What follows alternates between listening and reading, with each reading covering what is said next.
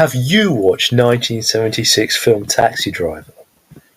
It's Martin Scorsese's classic thriller about the mentally unstable Vietnam veteran and taxi driver Travis Bickle, chronicling his disillusionment with society, mental illness and violent outbursts, and asking the question if his good actions can be moral if driven by insanity. The film defined counterculture in the 70s and thereafter, and has remained a staple of cinema ever since. In recent years, the film has experienced some revival in youth culture due to the Sigma male meme craze of 2022, as people related to Bickle's anger with an uncaring society, women problems, and admittedly pretty epic revenge. Attention also came from the film's spiritual successor, Joker, although honestly Joker is really a back for blood to Taxi Driver's Left 4 Dead. But the TikTok Jim Zoomers are not the first to say that De Niro's Bickle was literally them, for real, for real. Enter John Hinckley Jr. Hinckley was born in Oklahoma and raised in Texas. He attended Texas Tech University, which I can now only associate with that Isabella Loretta Janke bitch from the Chris Chan lore, before moving into LA to become a singer, which failed, after which he returned home to his parents in Texas. Around this time, he watched Taxi Driver and fell in love with one very specific character. In Taxi Driver, Jodie Foster plays the child prostitute Iris. Now, Hinckley fell in love with the character. This is extremely strange, considering that Foster was 12 at the time. Although in sexual scenes, Iris is played by Foster's older sister. But nevertheless, he became utterly obsessed with Foster. He would send her long letters of affection, leaving calls to her number, which were almost all completely ignored. It must be noted that Foster was around 18 or 19 when he was stalking her, but let's face it, it's still fucking weird. Hinckley even moved states to Connecticut to stalk her. It's during this time that Hinckley begins to take on the personality of Travis Bickle. According to his defense lawyers, isolation and vulnerability led him to relate to the character, leading him to, according to the lawyer, absorb the character of Bickle. He started to keep a diary, drank peach brandy, wore army jackets and boots, and most importantly, amassed a collection of guns, especially revolvers like in the film. He also took these pictures like a very edgy boy. In a masterful work of poetry, he wrote, "Guns are lovable. Guns are fun. Are you lucky enough to own one?" That was so deep, guys. But his heart was still set on Jodie Foster, and he wasn't any closer to her as he was when he first watched Taxi Driver. In another poem, he wrote, "Jodie isn't plastic, nor does she cry at the sight of me writhing in pain down in the gutter of any street USA, because Jodie will always be Jodie." But the letters had done nothing aside from maybe getting one call through to Jodie Foster. It had been 6 months and still no word. Did he not deserve it? He knew she got his last 2 letters. He wrote the addresses on them perfect. He would have to resort to drastic measures to get her attention.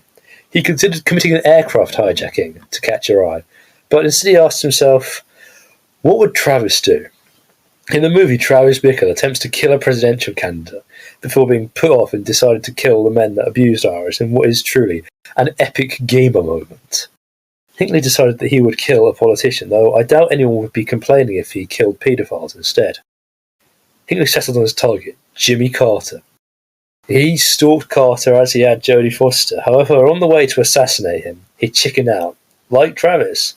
But his guns were found in the airport, and were briefly taken, with Hinckley receiving a fine of $92.50. Instead of switching his target to nonces like Travis, Hinckley set his sights on Ronald Reagan, the president-elect. After briefly flirting with the idea of killing Edward Kennedy, he made up his mind. He was going to kill Ronald Reagan.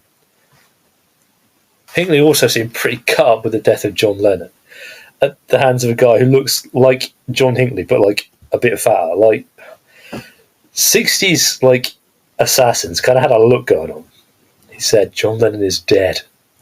The world is over. Forget it.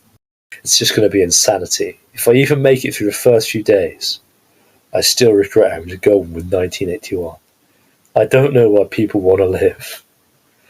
Dude, this man, imagine if this guy was because he just sounds like some guy on flipping Twitter in the modern day. But he's old now. He was born in the wrong generation. He was born in the wrong generation. Also, speaking about John Lennon's death, he said, "John Lennon is dead. I still think about Jodie all the time. That's all I think about, really. That and John Lennon's death. They were sort of binded together. I love you forever, John Hinckley." On March 29th, he checked into the Park Century Hotel with two .22 revolvers and a .38 special revolver. He left one final letter to Jodie. "Dear Jodie, I wrote you, but just still ain't calling. I left my cell, my pager, and my home phone." Hang on, wait. "There is a definite possibility that I will be killed in my attempt to get Reagan. It is for this very reason that I am writing you with this letter now. As you well know by now, I love you very much. Over the past several months, I've left you dozens of poems, letters, and love messages in the faint hope that you had developed an interest in me. Although we talked on the phone a couple of times, I never had the nerve to simply approach you and introduce myself. Besides my shyness, I honestly did not wish to bother you with my constant presence. I know the many messages left at your door and in your mailbox were a nuisance, but I felt it was the most painful. I felt it was the most painless way for me to express my love to you. I feel very good about the fact you at least know my name and how I feel about you. And by hanging around your dormitory, not a nuisance, or a bit of a nuisance, by the way, I've come to realise that I'm the topic of more than a little conversation, however full of ridicule it may be. At least you know that I'll always love you. Jodie, I would abandon this idea of getting Reagan in a second if I could only win your heart and live out the rest of my life with you, whether it be in total obscurity and whatever. I will admit that the reason I'm going ahead with this attempt now is because I just cannot wait any longer to impress you. I've got to do something now to make you understand, in no uncertain terms, that I'm doing all of this for your sake. By sacrificing my freedom and possibly my life, I hope to change your mind about me. This letter is being written only an hour before I leave the Hilton Hotel.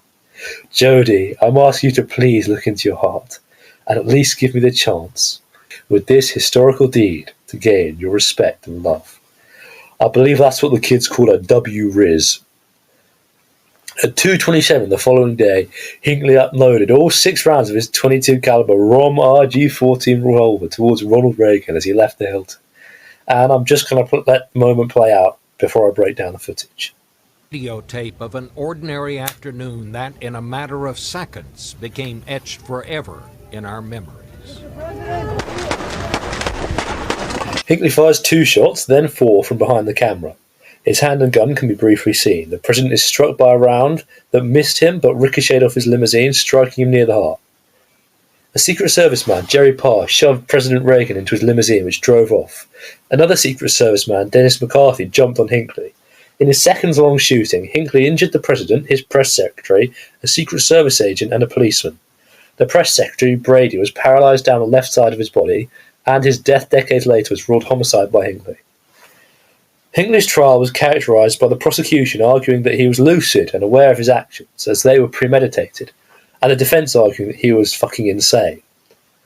Eventually, he was ruled not guilty by reason of insanity, and sentenced to a mental institution. During the trial, Hinckley was shown the film Taxi Driver for likely the 16th time in his life, where he only looked away twice, when Travis is rejected and when Foster's Iris hugs her pimp.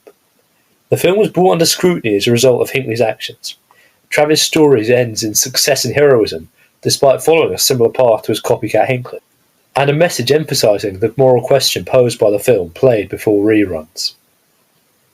Jodie Foster was of course traumatised by the event.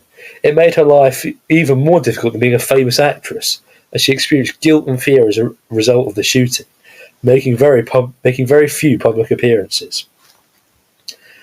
Hinckley could be compared to the incel shooters such as Elliot Rodger in his loneliness and delusion, but he differs from the modern archetypal active shooter as they're usually fueled by apathy, arguably more like Travis Bicker's empty dislike for society than Hinckley's attempts for attention from a girl. But Hinckley's trial presents us with the same dilemma as the ending of Taxi Driver. While the film asks us if Travis can be a hero while his deeds were driven by madness, the trial of John Hinckley asks us if he can be held responsible as a criminal or villain if his actions were driven by the same insanity. This whole tale speaks to the power of relatable characters and media and the accuracy of the film's portrayal of insanity. While I'm a year late on the Sigma male literally me trend, it must be remembered that what Hinckley did is beyond a shadow of a doubt evil, and he'd be the first to tell you so. As of 2022, John Hinckley Jr. is now a free man, deemed mentally stable. He now lives in Virginia, making music that he publishes on YouTube, fulfilling his original ambitions of being a musician in the 1970s. He made efforts to apologise to everyone he has affected, although many of them are dead now, releasing apology videos to Ronald Reagan and Jodie Foster. He had, after all, made a severe and continuous lapse in his judgment. You can see his music on his YouTube channel, John Hinckley. It seems like he's recovered now, but I can't help but imagine he turns the TV off when Taxi Driver reruns air. See you around. I have been Picardia Productions.